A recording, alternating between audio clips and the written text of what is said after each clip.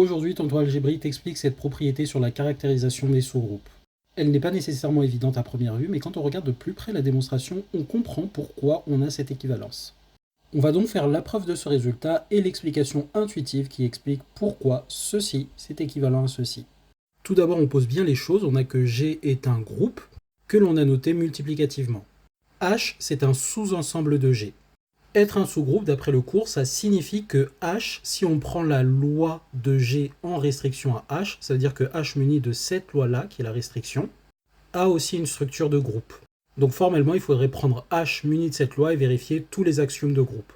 C'est-à-dire ceci, l'associativité, l'existence d'un neutre et l'existence d'un inverse pour tout élément. En plus du fait bien sûr que la loi soit une loi de composition interne, c'est-à-dire qu'il prend deux éléments donc de H et renvoie un élément de H.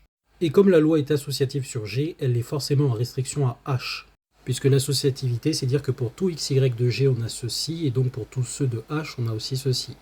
Et donc en pratique, il suffira de vérifier ces trois points. Celui-ci nous garantit qu'on ait une loi de composition interne, on a l'associativité, on a le neutre qui appartient à l'ensemble, et on a l'existence d'un inverse dans H. Maintenant, pourquoi est-ce que ceci, c'est équivalent à ceci ? Eh bien, grosso modo, l'idée de cœur, c'est de dire que cette condition-là, avec la non-vacuité de H, bien sûr, elle contient en fait ces différents points-là. Ça, c'est en gros un raccourci pour dire ces trois choses-là. Et c'est précisément ce qu'on va voir dans la preuve. Implication triviale, si H est un sous-groupe, alors H est évidemment non vide puisqu'il contient l'élément neutre. Et pour tout Y dans H, il contient Y-1, d'après la troisième propriété ici en vert. Et donc il contient X multiplié par Y-1, d'après la deuxième propriété en vert, puisqu'on contient le produit de tout élément de H. Donc ça c'est plutôt évident, on check. Réciproque, on vérifie ceci et on veut montrer qu'on a ceci. Déjà, est-ce que E appartient à H ? Premier point, c'est que H est non vide. Donc je peux affirmer qu'il existe un Z qui appartient à H. Mais d'après cette propriété, pour n'importe qui dans H, j'ai ce produit-là qui est dans H.